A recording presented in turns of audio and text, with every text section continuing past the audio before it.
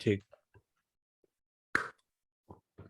भाई I think yeah ऐसा कोई भी मैच हार्डली हो रहा है इस समय जावी के अंडर इस बार्सिलोना में जब ऐसा नहीं लग रहा हो कि बार्सिलोना ने और ग्रो नहीं किया हो। आई थिंक हर एक मैच में कहीं ना कहीं एक ऐसा डायमेंशन में बार्सिलोना ग्रो कर जाती है। ये मैच मेरे लिए, मैंने देखो एथलेटी वाला मैच भी आई थिंक 4-2 से जीते थे हम, एथलेटी वाला 4-2 मैच भी, जीते थे और हाँ। आज फिर। लेकिन कहीं ना कहीं इस मैच में एक अलग डोमिनेंस नहीं दिखी, मतलब चौड़ में गए हैं।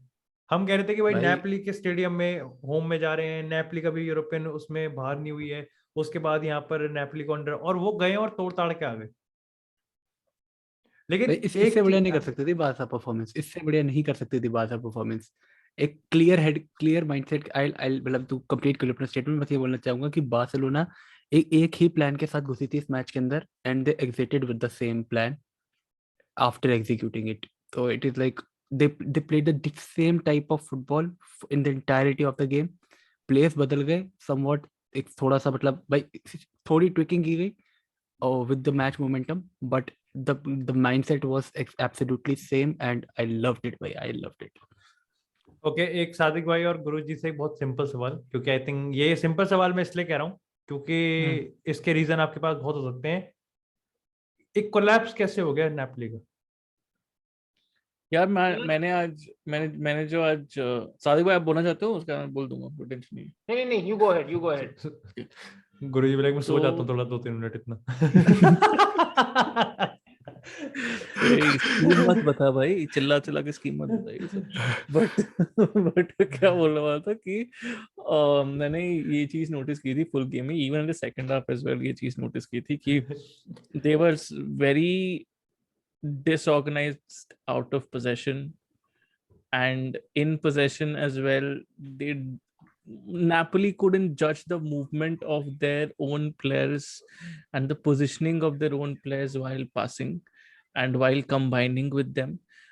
इसीलिए while building from the back as well, yes, Barcelona का फ्रंट लाइन प्रेस बहुत अच्छा था आज, but sometimes it was not the result of the front line press जिसके वजह से Napoli were losing possession. It was mostly because of Napoli being very hasty with their passes.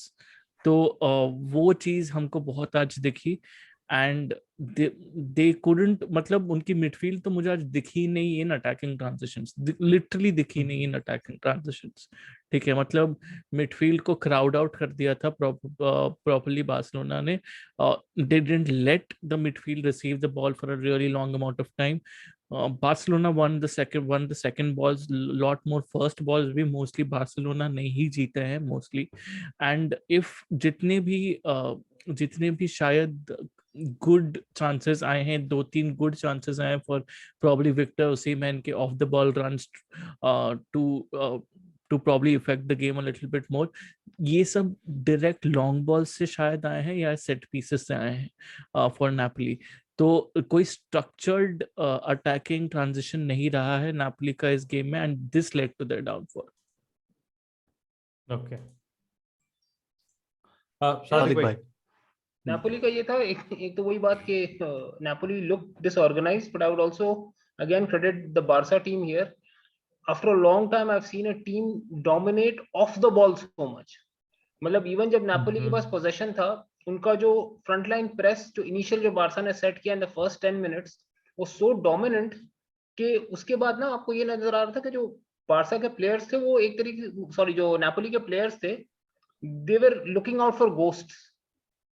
मतलब even when they had the ball they were always worried कि भाई अभी आया एक player इधर से, अभी प्रेस इधर से पड़ा, अभी do I play the pass in this lane, वरना ये लेन कट हो जाएगी. मतलब that of the ball dominance of the Barca players and their presence that they established was so, मतलब it was so amazing to watch कि Napoli was completely क्या बोलते हैं, flabbergasted with that. They had no clue what was going on. And once you establish that in their minds कि भाई you are not safe on the ball, उसके बाद the Barca team did not even have to do a full press. They could just show like the formation of a press coming on, and the Napoli players were just giving the ball away. Okay, it was a master class actually. Perfectly summing it up. Sadiq भाई master class का है, कितने number दोगे Xavi को tactically इस match में 10 में से? Yeah, tactically he was. I mean, it was still to me not a 10 out of 10 performance, but it was very close to 8.5 or 9, given what he brought to the table today. Okay Muktesh, इसी वैसे जो question है मेरा वो match से बिल्कुल directly link नहीं है, but it is very important. अगर तुम्हारी मिडफील्ड के हम ऑप्शन की बात करें तो ऑलरेडी जैम पैक्ड मिडफील्ड मेरे को दिख रही है. बिस्किट्स थे यहाँ पर, डियोंग था और पेड्री था, उसके बाद निको का भी तुम्हारे पास ऑलरेडी है. यहाँ पर सर्जियो रोबर्टो मतलब क्या डिजर्व करता है वो स्पॉट इस बार्सिलोना की टीम में? डज ही हैव एनी, मतलब जावी के प्लान्स में है वो? See, with all due respect, he is our club legend.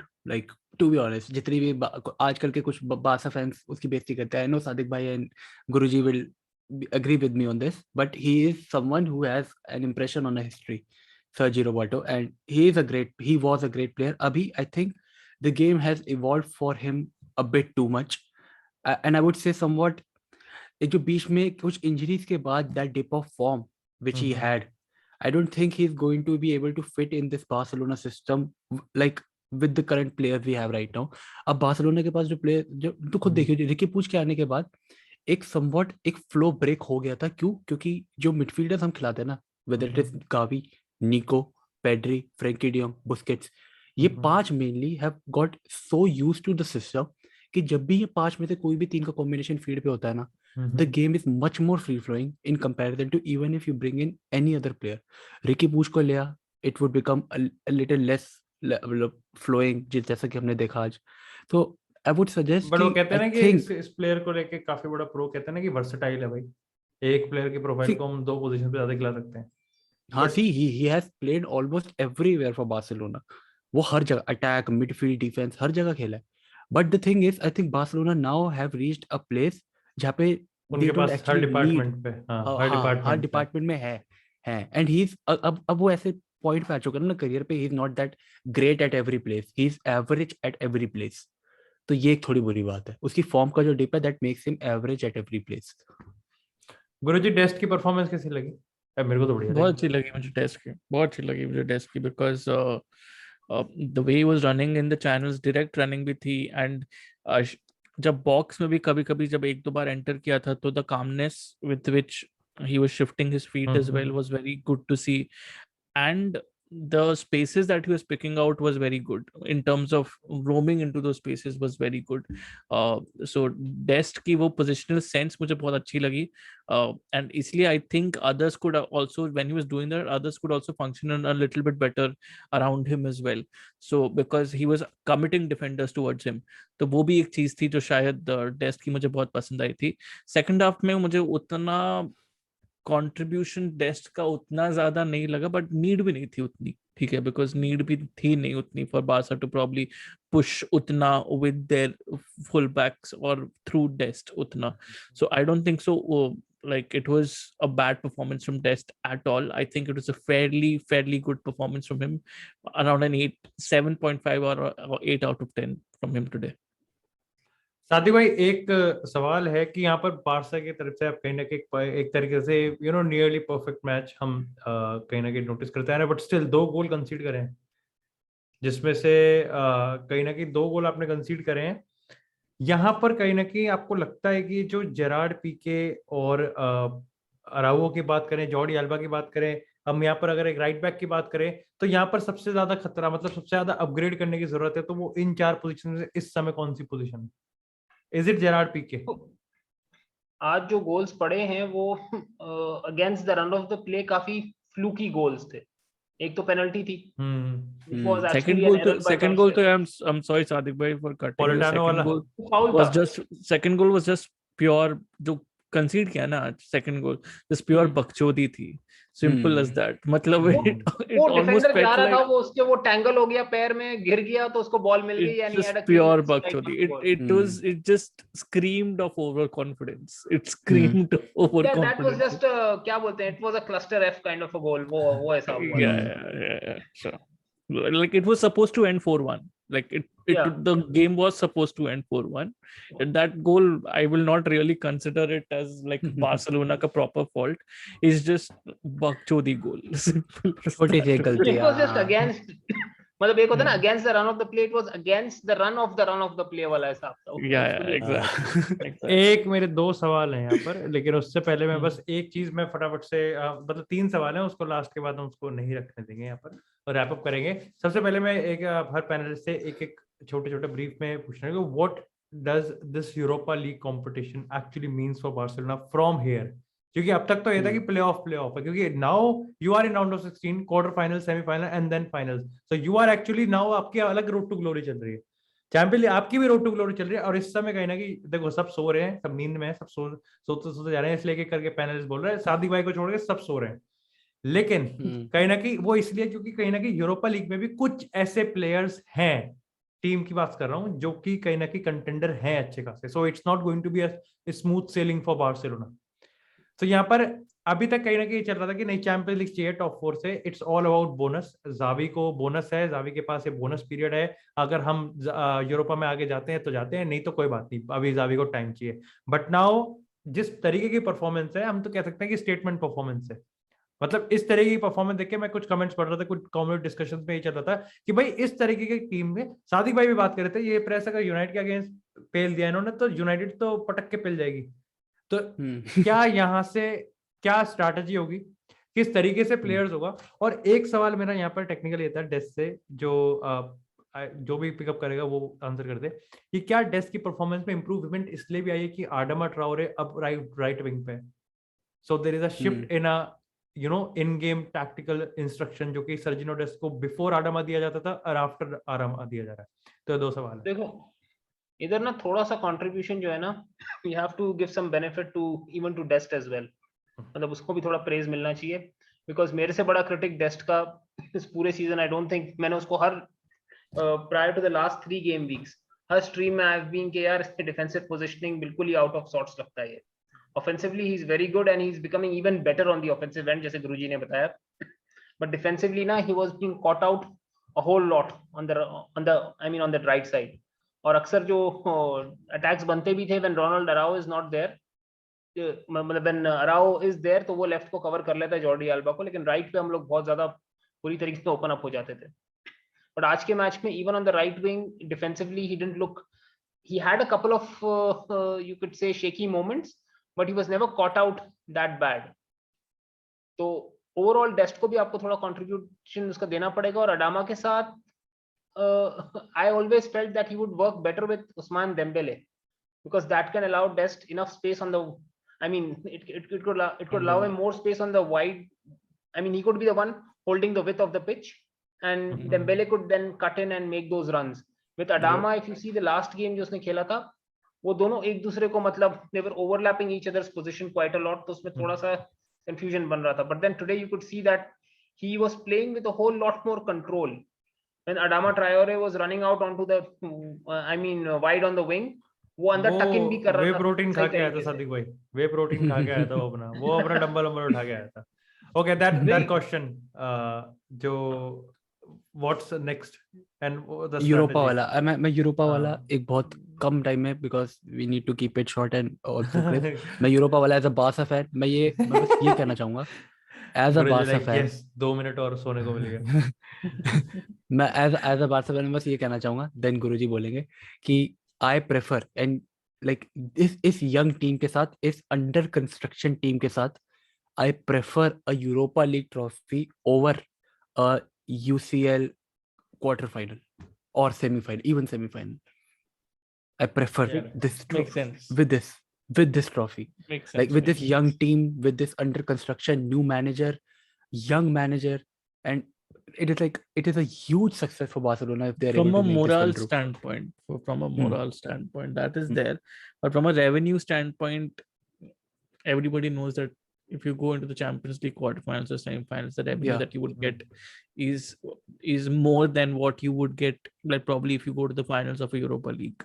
बहुत जल्दी नहीं हो गए? और हाँ मतलब इस बहुत जल्दी नहीं कर रहा है जावी रीबिल्ड, या इतना तो फीफा में भी नहीं कर पाता मैं। वही तो बोला, that is very much there, but right now the best path for them is, yes, if they win the Europa League this season, that's a huge massive win for them. Like that's a massive win from them, from the expectations जो हमारे पास थे शुरुआत season के, जब हम बोले यार ये जावी तो यार मतलब इसके पास तो एक्सपीरियंस भी नहीं है यूरोप का, ये कहाँ से आया है, मतलब एशियन लीग के कोई क्लब का मैनेजर बन के आया है, he is just a nostalgic signing, nothing more than that.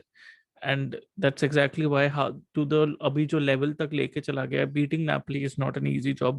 However off Napoli were looking today, मतलब this is not Napoli. अगर किसी ने उनके Napoli के सीरिया गेम्स देखे होंगे, this is not Napoli, this is not how they regularly perform.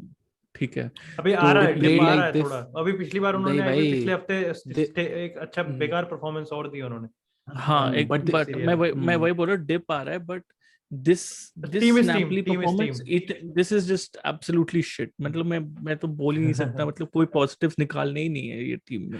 ठीक है आज, ठीक है, तो ये आप बोल नहीं सकते कि this Napoli is probably going to contend in the top 4 for the Serie A. This is not going to be a top contender in any European league. ठीक है, this kind of a team is not going to be the top contender, and that's not how we describe Napoli as.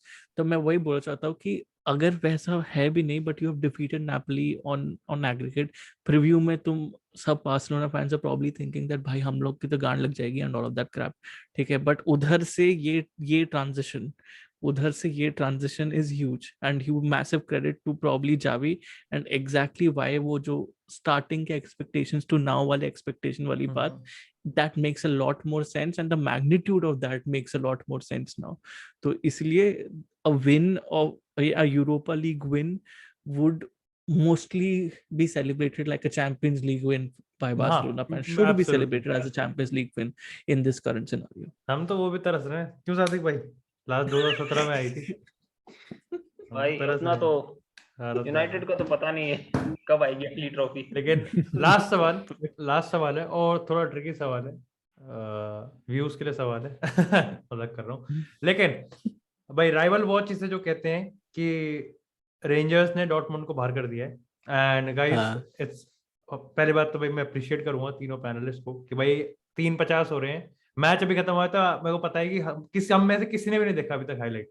मेरे को तो गुरुजी ने मेरे ख्याल से side by side match देखा होगा, लेकिन मैंने नहीं देखा. सवाल वैसे मैच से रिलेटेड नहीं है. सवाल ये है कि डॉर्टमुंड कहीं ना कहीं अर्लिंग ब्राउट हालांड के साथ कहीं ना कहीं कंटेंडर होनी चाहिए, और हालांड के बिना भी हमने देखा है डॉर्टमुंड को यहाँ पर कहीं ना कहीं यूरोपा लीग में बाहर हो गए यहीं से ही, वो भी रेंजर्स से. या रेंजर्स ने अच्छा खेला होगा पिछला भी हमने देखा है, हाईलाइट तो देखिए अच्छा खेला था, लेकिन यहाँ पर बाहर हो गए. और ऐसे में रियल मैड्रिड से जब कनेक्शन आता तो वो ये है कि नहीं हम बेंजेमा को तो 2023 में रखेंगे, आप 1 साल और रुको. हालांड को कहते हैं कि भाई तुम डॉर्टमुंड में 1 साल और रुको, तुम्हें 2023 में उठा लेंगे. Will it actually make sense? जो टीम इतनी फंडामेंटली पुअर है, हालांड कैसे रुकेगा? और इधर side by side champions league ready है बार्सिलोना के पास. नहीं रुकेगा. ओ दैट अच्छा अच्छा वो वाला एस्पेक्ट लेके आ रहा है. बट हालैंड कहाँ जाएगा, मैं अभी I don't want to get into that debate because बहुत सारी चीजें होंगी. बट अभी सिचुएशन ऐसा देख के ना भाई, मुझे नहीं लग रहा हालैंड और रुकेगा. ही वुड इतना patience as if I am a professional, if I am in the shoes of Erling Haaland, I would be thinking that I want to get out of this club because this club is not at the level at which I am thinking. ठीक है, और वो prove हो गया है. ठीक है, this club is not at the level at which I'm thinking right now. I need to step up and go to a club which can probably challenge for the top European honors, Champions League. Simple cheese. ठीक है, it's a very simple argument. Who can offer it? Is it Manchester City? Is it Barcelona? Is it any other club around there? Who can offer it? That's up for debate. ठीक है, but the primary thing is, as a professional, if anybody is in Erling Haaland shoots, that person would not want to probably stay another season at this same club. Simple. Sadiq भाई.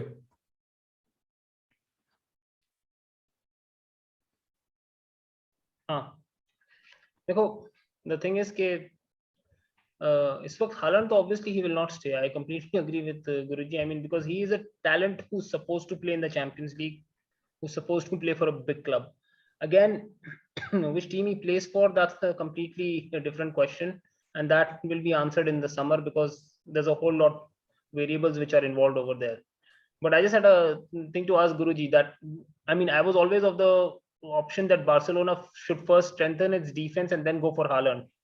but seeing the performance today, I know it's one game and I might be reactionary, but imagine Haaland in the place of Aubameyang playing ahead of this midfield. मेरा भी कहीं ना कहीं दिमाग में था Would be a crazy proposition. That is, and I think उन लोग ने ओबामयांग मेरे हिसाब से ओबामयांग को एक शॉर्ट टर्म सोल्यूशन के हिसाब से लेके आए हैं, ठीक है, कि तू 2-3 साल चल ले, ठीक है, 2-3 साल चल ले, and 2-3 साल चल ले, और तब तक हालैंड सेटल हो जाएगा. if we don't get Haaland, या if we get Haaland को हम सेटल करवा देंगे, बट तू चल ले. एक सवाल ये भी है कि क्या ये जो इतना अटैक देख रहे हैं, आज भी ओबामयांग को 3 चांस मिले और बैक टू बैक इतने शॉर्ट स्पेस में मिले, उसके बाद भी कहीं ना कहीं बारसा ने दोनों लेग में क्रॉस, आप देख लो गोल्स, अभी तो चलो उसमें तो खैर आपने बट भाई जो फिनिश किया ओबामयांग ने ही लेकिन क्या कहीं ना कहीं हम ये कहें कि बिल्डअप है जावी के सिस्टम का, इज एक्चुअली ये सिस्टम ऐसा है कि हालांड इस पे परफेक्टली फिट होगा, and it's a very technical and technical discussion. Yeah, I mean Haaland. So I remember Conte ने एक बार उसने comment मारा था when he was actually going for Lukaku starting में, ठीक है, जब वो चेल्सी में था उस टाइम पे.